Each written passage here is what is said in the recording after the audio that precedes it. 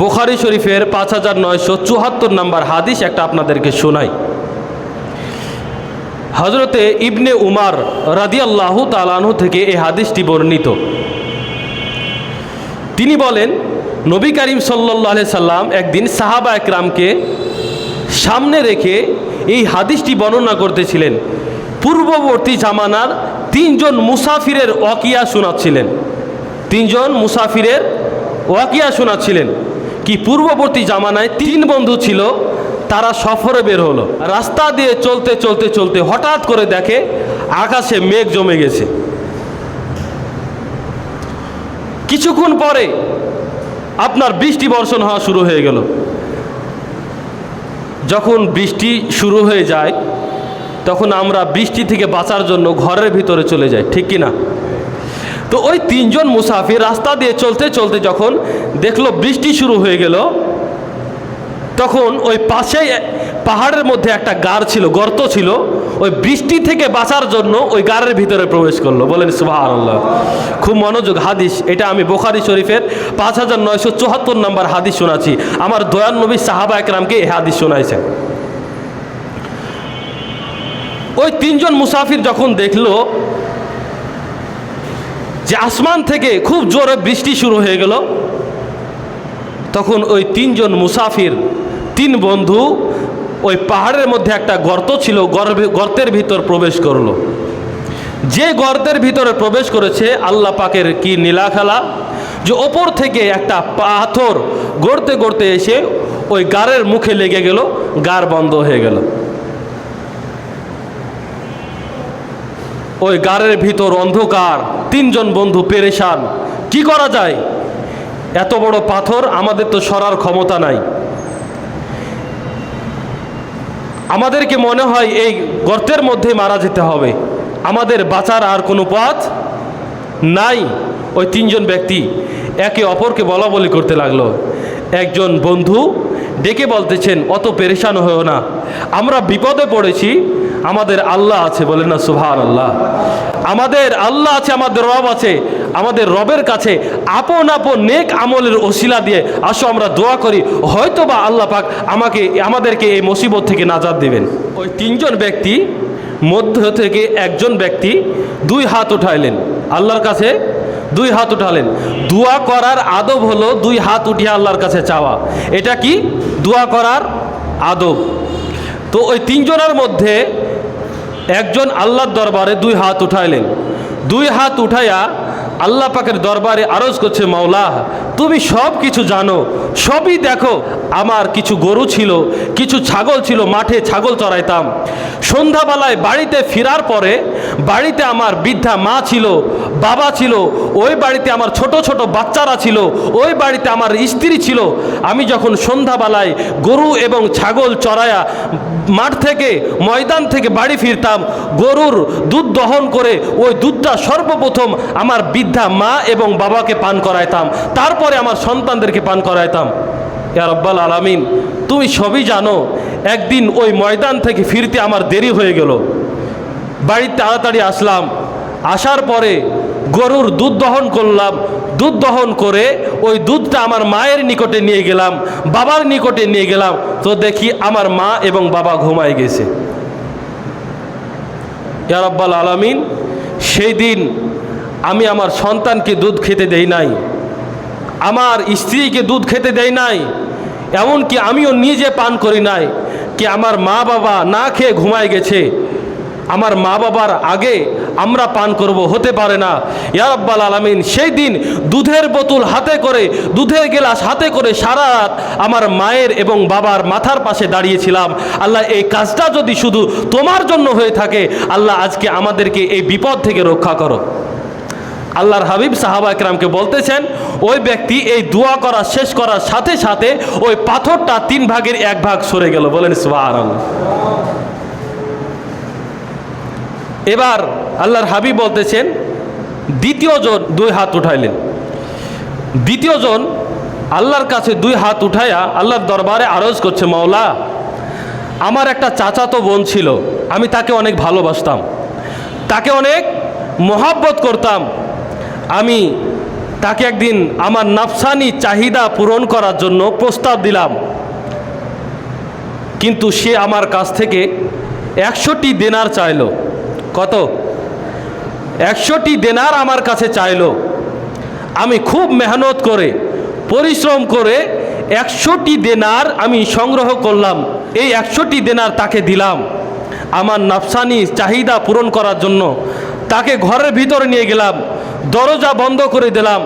দরজা বন্ধ করার পরে আমি তার শরীরের মধ্যে যখন টাচ করতে যাব, স্পর্শ করতে যাব, তখন আমার চাচাতো বোন আমাকে ডেকে বললেন, তুমি আল্লাহকে ভয় করো, আমাদের বিবাহ হয় নাই, তুমি এই গুনাহের সাথে জড়িত হতে যাচ্ছ, আল্লাহকে ভয় করো। আল্লাহ সেই দিন তোমার নাম শোনার সাথে সাথে তোমাকে ভয় করে আমি ওই গুনাহকে ত্যাগ করে দিয়েছিলাম। এটা যদি শুধু তোমাকে খুশি করার জন্য হয়ে থাকে, আল্লাহ আজকে আমাকে এই বিপদ থেকে রক্ষা করো।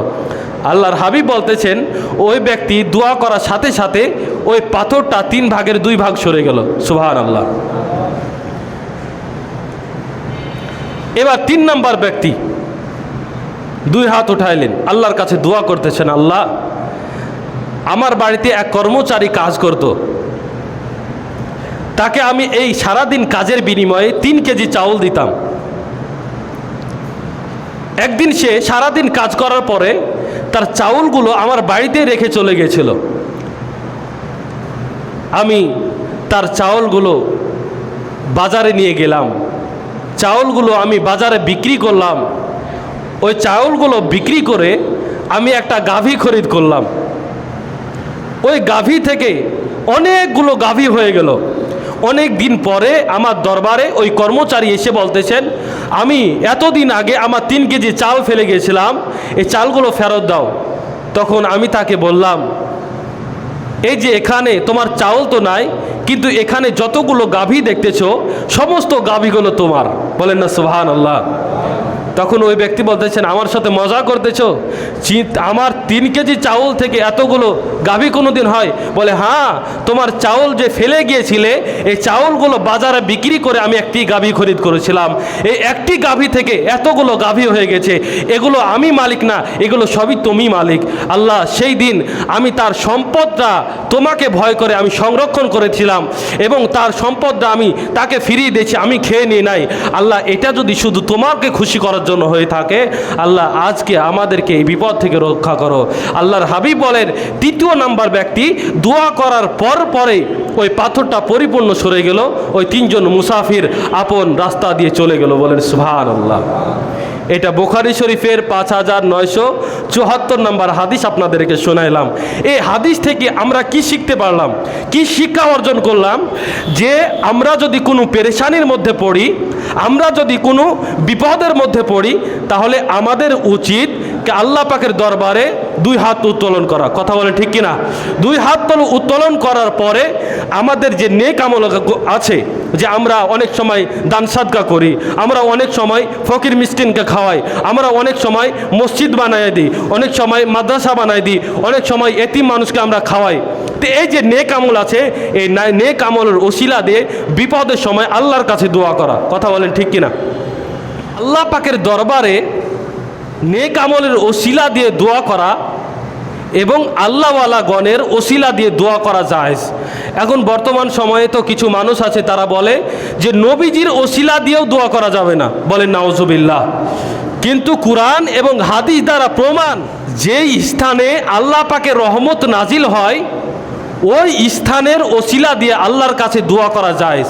দলিল কোথায়? চলুন আপনাদেরকে শোনাই। হজরতে মারিয়াম রাদিয়াল্লাহু তাআলা আম্মা জান আল্লাহর কাছে দোয়া করলেন, আল্লাহ তুমি যদি আমাকে একটা সন্তান দাও, তাহলে এই সন্তানটা আমি তোমার দ্বীনের খিদমতে লাগাই দেব। হজরতে মারিয়াম রাদিয়াল্লাহু তাআলা আম্মা আল্লাহর দরবারে মানত করলেন, আল্লাহ তুমি যদি আমাকে সন্তান দাও, তাহলে এই সন্তানটা তোমার দ্বীনের খিদমত করার জন্য আমি ওয়াকফ করে দিব। যখন সন্তান হলো তো দেখলো মেয়ে সন্তান হজরতে মারিয়াম হলো। তো আল্লাহর দরবারে তো মানত করেছিলেন, হজরতে মারিয়ামকে হজরতে জাকারিয়াকে দিয়ে দিলেন। হজরতে জাকারিয়া আলাইহিস সালাম হজরতে মারিয়ামকে লালন পালন করতেন, একটু বড় করলেন। জাকারিয়া আলাইহিস সালাম একটা কামরা বানাইলেন, একটা ঘর বানাইলেন। ঘর বানানোর পরে হজরতে মারিয়াম রাদিয়াল্লাহু তাআলা আনহাকে বললেন, এখানে তুমি আল্লাহ পাকের বসে বসে ইবাদত করো। হজরতে মারিয়াম রাদিয়াল্লাহু তাআলা আনহা ওই ঘরে বসে বসে আল্লাহ পাকের ইবাদত করতেন। আর মাঝে মাঝে হজরতে জাকারিয়া আলাইহিস সালাম মারিয়ামকে দেখতে আসতেন মাঝে মাঝে। তো যখন হজরতে জাকারিয়া আলাইহিস সালাম হজরতে মারিয়ামকে দেখতে আসতেন, তো দেখতেন হজরতে মারিয়াম রাদিয়াল্লাহু তাআলা যে স্থানে বসে আল্লাহ পাকের ইবাদত করতেন ওই স্থানের পাশেই বেমৌসুমের কিছু ফল রয়েছে। বলেন সুবহানাল্লাহ। বেমৌসুমের ফল বুঝেন? এখন গাছে হয়তো জাম নাই, জাম আছে, এখন গাছে জাম নাই। কেউ যদি রাস্তা দিয়ে হেঁটে এক ব্যাগ জাম নিয়ে যায় তো মানুষ অবাক হবে, বলেন এখন তো কোনো গাছে জাম নাই, এই জাম তুমি পাইলে কোথায়? বলবে কি না? বলবে। তো হজরতে জাকারিয়া আলাইহিস সালাম যখন দেখলেন কি এখন ধরেন ওই সময় কোনো গাছে আম নাই, কিন্তু হজরতে মারিয়ামের পাশে দেখতেছেন কিছু আম রয়েছে। তো হজরতে জাকারিয়া আলাইহিস সালাম অবাক হয়ে বললেন, আমি উদাহরণ দিচ্ছি যে এখন তো কোনো গাছে আম নাই, এ আম তুমি কোথায় পাইলে? তো হজরতে মারিয়াম রাদিয়াল্লাহু তাআলা আনহা উত্তর দিলেন সেই কথাটা আল্লাহ পাক রব্বুল আলামিন কুরআনের মধ্যে আলোচনা করেছেন। যখন হজরতে জাকারিয়া আলাইহিস সালাম জিজ্ঞাসা করলেন এই ফলগুলো তুমি কোথায় পাইলে, তখন হজরতে মারিয়াম রাদিয়াল্লাহু তাআলা আনহা তিনি বললেন, হুয়া মিন ইনদিল্লাহি ইন্নাল্লাহা ইয়ারযুকু মান ইয়াশাউ বিগাইরি হিসাব। এগুলো হলো আমাকে আমার আল্লাহ পাকের পক্ষ থেকে পাঠিয়েছে, কেননা নিশ্চয় আল্লাহ পাক রব্বুল আলামিন যাকে চান বিনা হিসাবে রিজিক দান করেন। বলেন সুবহানাল্লাহ। যখন জাকারিয়া আলাইহিস সালাম, মনোযোগ, যখন জাকারিয়া আলাইহিস সালাম এই কথাটা হজরতে মারিয়ামকে জিজ্ঞাসা করেছিলেন ওই সময় হজরতে জাকারিয়া আলাইহিস সালামের বয়স ছিল 120 বছর। 120 বছর পার হয়ে গেছে কিন্তু কোনো সন্তান, একটাও সন্তান হয় নাই। হজরতে জাকারিয়া আলাইহিস সালাম যখন দেখলেন যে হজরতে মারিয়াম রাদিয়াল্লাহু তাআলা আনহার ইবাদত খানায় বেমৌসুমের ফল আল্লাহ পাক পাঠিয়েছেন, তো যে আল্লাহ বেমৌসুমের ফল হজরতে মারিয়ামকে পাঠাতে পারে ওই আল্লাহর কাছে যদি এই স্থানের ওসিলা দিয়ে দোয়া করি, আমার 120 বছর হয়েছে তো কি হয়েছে, আল্লাহ পাক রব্বুল আলামিন যদি বেমৌসুমের ফল মারিয়ামকে দিতে পারে বেমৌসুমে আওলাদও আল্লাহ পাক দিতে পারে। বলেন সুবহানাল্লাহ। 120 বছরে আল্লাহ পাক সন্তানও দিতে পারে। হজরতে জাকারিয়া আলাইহিস সালাম ওই স্থানে বসে গেলেন, ওই ঘরটায় বসে গেলেন, বসে আল্লাহর দরবারে দুই হাত উঠাইলেন। হজরতে জাকারিয়া আলাইহিস সালাম এই দিকে বসে বসে ওই বরকতওয়ালা ঘরে দোয়া করতেছেন, দোয়া করতেই আছেন। এই দিকে আল্লাহ পাক ফেরেশতাদেরকে পাঠায় দিয়েছেন, যাও ফেরেশতা যাও আমার বান্দা জাকারিয়াকে খুশির খবর শুনিয়ে দাও, আমি আমার জাকারিয়াকে আমি দান করলাম হজরতে ইয়াহইয়াকে। বলেন সুবহানাল্লাহ। হজরতে জাকারিয়া আলাইহিস সালামের সন্তান হজরতে ইয়াহইয়া আলাইহিস সালামের সুসংবাদ শোনায় দিলেন। এই আলোচনা আমি করলাম এদিক ওদিক থেকে না, বানিয়ে না, এটা কোরআন থেকে আমি বলতেছি, এটা কোরআন থেকে বলতেছি। দেখেন জাকারিয়া আলাইহিস সালাম যে স্থানে আল্লাহ পাক রব্বুল আলামিন বেমৌসুমের ফল নাজিল করেছেন, যেখানে আল্লাহ পাক রহমত নাজিল করতেছেন, ওই স্থানে বসে ওই স্থানের ওসিলা দিয়ে হজরতে জাকারিয়া আলাইহিস সালাম আল্লাহ পাকের দরবারে দোয়া করলেন। আল্লাহ পাক সাথে সাথে কবুল করে নিলেন। তো এখান থেকে বোঝা যায় কি যেখানে আল্লাহ পাকের রহমত নাজিল হয় ওই স্থানের ওসিলা দিয়ে দোয়া করা জায়েজ জায়েজ জায়েজ। কথা বলেন ঠিক কিনা? কোরআন থেকে প্রমাণ। তো এই জন্য আমরা মক্কাতে যাই, মক্কাতে গিয়ে আমরা আল্লাহর কাছে মক্কার ওসিলা দিয়ে দোয়া করি, কেননা মক্কা শরীফে আল্লাহ পাকের রহমত নাজিল হয়। আমরা এই জন্য মদিনায় যাই, মদিনায় গিয়ে নবীজির রওজার ওসিলা দিয়ে আমরা আল্লাহর কাছে দোয়া করি, কেননা আমার নবীর রওজাতে রাত দিন আল্লাহ পাকের রহমত নাজিল হতে থাকে। কথা বলেন ঠিক কিনা? এই জন্য আমরা খাজা গরিবে নওয়াজের মাজারে যাই, সেখানে গিয়ে খাজা গরিবে নওয়াজের মাজারের ওসিলা দিয়ে আল্লাহর কাছে দোয়া দোয়া চাই, কারণ আল খাজা গরিবে নওয়াজের মাজারে আল্লাহ পাকের রহমত নাজিল হয়। কথা বলেন ঠিক কিনা? এজন্য আমরা শাহ মাকদুম রূপস রহমাতুল্লাহ আলাইহি, শাহ জালাল, শাহ পরান, গৌসে আজম রাদিয়াল্লাহু তাআলা আনহুর মাজারে যায়, সেখানে গিয়ে গৌসে পাকের মাজারের ওসিলা দিয়ে আল্লাহর কাছে দোয়া চাই, কারণ সেখানে আল্লাহ পাকের রহমত নাজিল হয়। আর যেখানে আল্লাহ পাকের রহমত নাজিল হয় সেই স্থানের ওসিলা দিয়ে আল্লাহর কাছে দোয়া করলে আল্লাহ পাক কবুল করে নেন, সেটা কোরআন থেকে প্রমাণ। কথা বলেন ঠিক কিনা? সম্মানিত মুসলমান ভাইরা, বর্তমান সময় কিছু মানুষ আছে বলে হজ পরিপূর্ণ হয়ে যায় মক্কাতে, মদিনাতে যাওয়ার কোনো দরকার নাই। সম্মানিত হাজরিন, তারা জানে না আমার নবীর রওজাতে রাত দিন রহমত বর্ষণ হয়, আল্লাহ পাক রাত দিন রহমত বর্ষণ করে।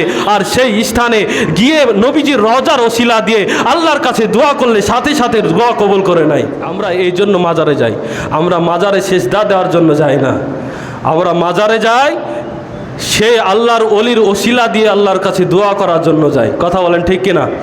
কিছু মানুষ বলে দিয়ে দোয়া করা কি প্রয়োজন, আল্লাহ তো সবই দেখতেছে, ঠিক কিনা?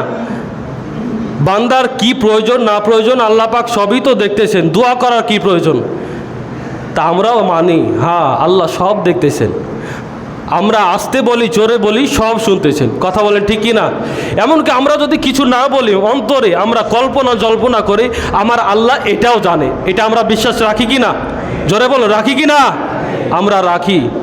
কিন্তু যারা বলে দোয়া করার কি প্রয়োজন তাদেরকে বলবো, আল্লাহ পাক রব্বুল আলামিন কুরআনের মধ্যে আল্লাহ পাক আদেশ করেছেন, উদউনি আস্তাজিব লাকুম, ও আমার বান্দারা আমার কাছে দোয়া করো, আমি আল্লাহ তোমাদের দোয়াকে কবুল করব।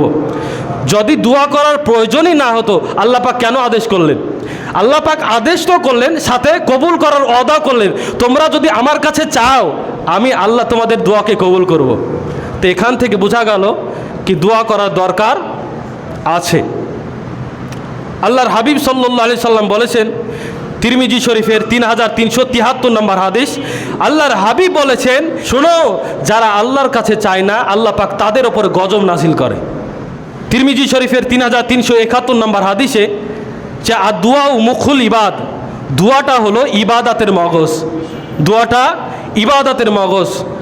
মগজ ছাড়া যেমন পুরা শরীর বেকার, এরকম নামাজের পরে ইবাদাতের পরে যদি দোয়া না করা হয় তাহলে ওই দোয়ার বরকত থেকে সে বঞ্চিত হয়ে যাবে। আল্লাহর হাবিব সাল্লাল্লাহু আলাইহি সাল্লাম তিরমিজি শরীফের 3247 নম্বর হাদিসে বলেন, আর দুয়া উ হুয়াল ইবাদাত, দোয়াটা হলো আল্লাহ পাকের একটা ইবাদত। বলেন সুবহানাল্লাহ। যেভাবে নামাজ ইবাদত, রোজা ইবাদত, হজ ইবাদত, জাকাত ইবাদত, এভাবে আল্লাহর কাছে যে আমরা দোয়া করি না, হাত উঠায়া দোয়া করি, এই দোয়াটাও আল্লাহ পাকের একটি ইবাদত। আল্লাহর হাবিব সাল্লাল্লাহু তাআলা আলাইহি ওয়াসাল্লাম আরও বলেছেন, আর দোয়া উ সিলাহুল মুমিনিন, দোয়াটা হলো মুমিনের হাতিয়ার। কেমন হাতিয়ার? যে আল্লাহর হাবিব বলেন এই দোয়া দ্বারা মানুষের ভাগ্য পরিবর্তন হয়ে যায়, এই দোয়া দ্বারা একজন গুনাহগার নেককার হয়ে যায়, এই দোয়ার ওসিলাতে দোয়া দ্বারা একজন বেনামাজি নামাজি হয়ে যায়। সম্মানিত হাজরিন, তো দোয়ার অনেকগুলো ফজিলত আছে, আর দোয়া না করার আযাবও আল্লাহর হাবিব বর্ণনা করলেন। যারা দোয়া করে না তাদের ওপরে আল্লাহ পাকের গজব নাজিল হয়। দোয়া কবুল হওয়ার কিছু শর্ত আছে। 1 নম্বর শর্ত হলো ইখলাস, 2 নম্বর শর্ত হলো দোয়ার আগে পরে দুরূদ শরীফ, 3 নম্বর শর্ত হলো রিজকে হালাল, হালাল খেতে হবে, 4 নম্বরে গুনাহ থেকে তওবা করতে হবে। আচ্ছা, এই শর্তগুলো পালন করার পরে কিছু সময় আছে, এ সময় দোয়া করতে হবে। সেই সময়গুলো কি কি? নিসফে রাত অর্থাৎ রাতের শেষ ভাগে, তারপরে সেহরির সময়, তারপরে রমজান মাসে জুমার দিনে আজানের সময়, ইফতারির সময়, আর ফরজ নামাজের পরে। ওই যেগুলো শর্ত আছে এই শর্তগুলো পালন করার পরে এই সময়গুলোর যদি আপনি দোয়া করেন আল্লাহ পাক রব্বুল আলামিন এই দোয়া কবুল করবেন। কিন্তু আফসোসের বিষয় যে কিছু মানুষ বলে ফরজ নামাজের পরে দোয়া নাই। আজকে দুয়ার ফরজ নামাজের পরে যে দোয়া আছে নবীজি করেছে এবং আদেশও দিয়েছে। 1 নম্বর দলিল, আল্লাহ পাক রব্বুল আলামিন কুরআনুল কারিমে বলেছেন ফরজ নামাজের পরে দোয়া করার কথা। কোথায়? সূরা নাসর আল্লাহ পাক রব্বুল আলামিন বলছে ফাইদা ফারাগতা ফাংসাব, হাবিব আপনি যখন নামাজ থেকে অবসর হয়ে যাবেন তখন আল্লাহ পাক রব্বুল আলামিনের দরবারে দুই হাত তুলে দোয়া করুন। এক নাম্বার দলিল। দুই নাম্বার, সহি মুসলিম শরীফের 592 নম্বর হাদিস, হজরতে আয়েশা সিদ্দিকা রাদিয়াল্লাহু তাআলা আনহা এই হাদিসটি বলেন, ইদা সাল্লামা লাম ইয়াকুদ ইল্লা মিকদারি ইয়াকুলু আল্লাহুম্মা আনতাস সালাম ওয়া মিনকা সালাম তাবারাকতা ইয়া যাল জালালি ওয়াল ইকরাম। হজরতে আয়েশা বলেন, আমি হুজরা মুবারকে শুনতাম আল্লাহর হাবিব সালাম ফিরানোর পরে দুই হাত তুলে আল্লাহর দরবারে দোয়া করতেন, আল্লাহুম্মা আনতাস সালাম ওয়া মিনকা সালাম তাবারাকতা ইয়া যাল জালালি ওয়াল ইকরাম। তো নবীজি ফরজ নামাজের পরে দোয়া করেছেন? এটা অন্য কোনো কোথাও থেকে বলতেছি না, মুসলিম সহি মুসলিম শরীফের হাদিস, 86 তার মধ্য থেকে একটি কিতাব মুসলিম শরীফ 592 নম্বর হাদিস। কারো যদি সন্দেহ হয় দেখে নেবেন। 3 নম্বর দলিল, তিরমিজি শরীফের 3499 নম্বর হাদিস, আল্লাহর হাবিব সাল্লাল্লাহু তাআলা আলাইহি ওয়াসাল্লামের দরবারে সাহাবা একরাম আরজ করলেন, আইয়ু দুআউ আসমা, ইয়া রাসূলুল্লাহ সবচেয়ে উত্তম দোয়া কোনটি? মনোযোগ, সবচাইতে উত্তম দোয়া কোনটি? আল্লাহর হাবিব বলেন, জাওফুল লাইলিল আখির, রাতের শেষ ভাগের দোয়া। রাতের শেষ ভাগে কেউ যদি আল্লাহর দরবারে দোয়া করে আল্লাহ পাক সাথে সাথে কবুল করে নেয়, সুবহানাল্লাহ। ও দুবুরুস সালাতিল মাকতুবাত, ফরজ নামাজের পরের দোয়া। এই দুইটি দোয়া আল্লাহ পাকের দরবারে সবচাইতে বেশি উত্তম। রাতের শেষ ভাগে যে ব্যক্তি দোয়া করবে এবং ফরজ নামাজের পরে যে ব্যক্তি দোয়া করবে আল্লাহ পাক সাথে সাথে কবুল করে নেবেন, বলে সুবহানাল্লাহ। এবার আসুন, আমরা ফরজ নামাজের পরে দোয়া পাইলাম, দোয়া করতে হবে। এখন দোয়াতে হাত উঠাতে হবে, এটা কি কোরআন হাদিসে আছে? বলবো হ্যাঁ আছে। কোথায়? আবু দাউদ শরীফের 1486 নম্বর হাদিস। আল্লাহর হাবিব বলেন, যখন তোমরা আল্লাহর কাছে দোয়া করবে তো দুই হাত উঠায় আল্লাহর কাছে দোয়া করো। আবু দাউদ সাহেবের 1486 নম্বর হাদিস। তো দোয়াও পাইলাম, দোয়াতে হাত উঠাও পাইলাম। আমরা যে সম্মিলিতভাবে দোয়া করি, আল্লাহর হাবিব সাল্লাল্লাহু তাআলা আলাইহি সাল্লাম এটাও বলেছেন, হ্যাঁ সম্মিলিত দোয়া করাও জায়েজ।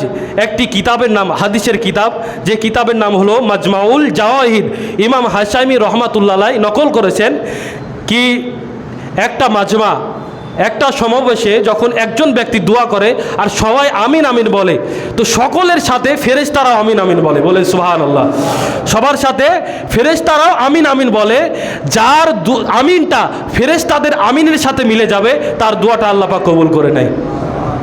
তো আমরা দোয়াও পাইলাম, ফরজ নামাজের পরে দোয়া এবং সম্মিলিতভাবেও দোয়া। সম্মানিত মুসলমান ভাইরা, সবই আছে। আমরা যে ফরজ নামাজের পরে দোয়া করি আছে, একটু খুঁজে দেখুন। আপনার ইউটিউব দেখে এসে আপনি ফতোয়া মারিয়েন না।